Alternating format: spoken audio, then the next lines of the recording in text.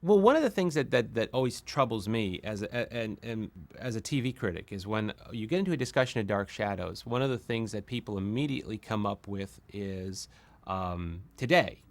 Not so much 30 years ago, 20 years ago, but today. Now that the series is readily available on DVD and VHS and has been repeated as many times as it has, you get people immediately saying, well, all the mistakes, all the goofs which happened. And yes, there are there. There's no question that if you want to, but it's sort of like an argument. It's almost like a political correctness argument where you try to gauge something that happened in the 1920s by today's standards. People forget what television was like during that time. First off, most people weren't even watching it in color. Most people were watching it in black and white, even when it went to color. It was a grainy black and white image, and I remember watching it, and I remember not noticing the mistakes.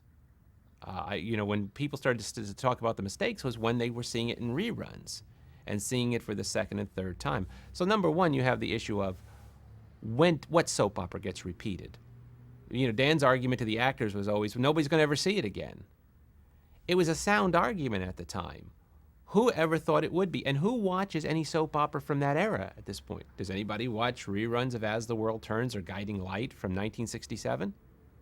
And if you did, you know what you're going to find? A lot of mistakes.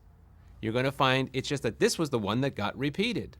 So that's one argument that always bothers me. It troubles me. Secondly, another thing that even other TV critics don't understand was how ambitious Dark Shadows was for its time. How many standing sets they used. The fact that they were using chroma key. They were using special effects. They were using fire on the set. They were doing things that no other soap opera was doing. Most soap operas had 4 or 5 standing sets. Dark Shadows had this whole world and another world and a parallel world and the past. It was an amazingly ambitious show for its time. And so some mistakes occurred? You bet they did. This was on the run constantly. They were reaching for the stars with every single episode. And the third thing is that no matter how bad a mistake was, you show me the episode where you think this is some of the most egregious mistakes were, I'll show you a moment in that episode that'll just take the top of your head off. And I can remember that. I can remember a scene just going terribly where they were obviously lost. It was Jonathan and Grayson and the actor who was playing Dr. Lang, and they were kicking it all around. They were just butchering the scene completely. And the scene ends on a moment between Jonathan and Grayson, and they both just turned it on. And it was a moment where the two of them connected, and they made it just work, and you just forgot everything else. You forgot everything else in the magic of this moment and these two characters interacting with each other. And that's what Dark Shadows could do. It could turn on a dime and deliver a moment like no other soap opera would have delivered in television, and that's why we do continue to watch it. Anybody who says they're watching it for the mistakes or to laugh at it or something like that, that's not why people continue to watch it all these years later. They continue to watch it because something very, very magical happened in the course of the development of that show, and that magic, for all of how old it looks, how small the sets look, how cheesy the special effects look, somewhere, and you have to say it's in the performances, the magic still works. And that really is remarkable, that after all these, and I don't think you probably could take any soap opera from that time, and that would be the case. Without Barnabas, I mean, he is such a great character. He is such an endlessly fascinating character, and I don't think he gets his due in either in vampire literature because he was on a soap opera. He didn't come out of a book. He didn't come out of a movie. And I don't think Barnabas kind of gets the respect that he deserves. I don't want to make him out to be the Rodney Dangerfield of vampires here, but in essence, he's a very, very important character. And this isn't original to me, but somebody once said that if you stop somebody in the street and you ask them to name 3 vampires, actually just name 3 vampires. The 3, if they could do it, would probably be unquestionably Count Dracula, the vampire Lestat, because of Anne Rice's tremendous influence, and Barnabas. And today maybe they'd come up with Angel. Maybe they would actually come up with a fourth. But it shows you how very, very few vampire characters actually make the jump. And it's interesting that those would be the three, because they create a line, a bloodline, if you will. Is Dracula is Predator, Barnabas is the character who changes it completely, and Lestat is the character who builds on all the innovations that Dark Shadows had. And again, you wouldn't have it without Dark Shadows. And then you see all of the people who were influenced by Dark Shadows. We were talking before about the fact that Dark Shadows was so influential because it kept horror going in the 1960s. It's also influential in the fact of how many people were influenced by it.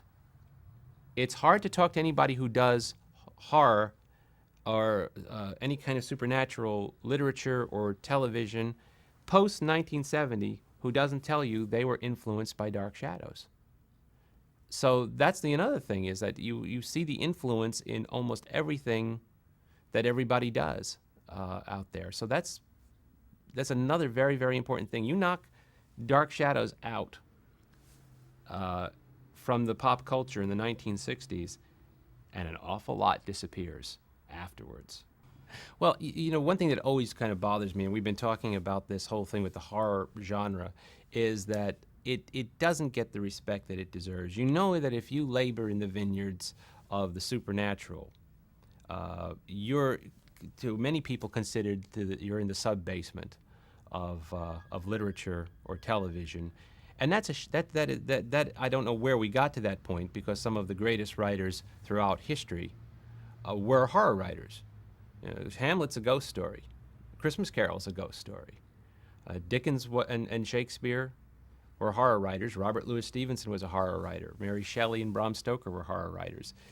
This is not a badge of dishonor, but it has become that way because I think for some people horror has become interchangeable with the term slasher.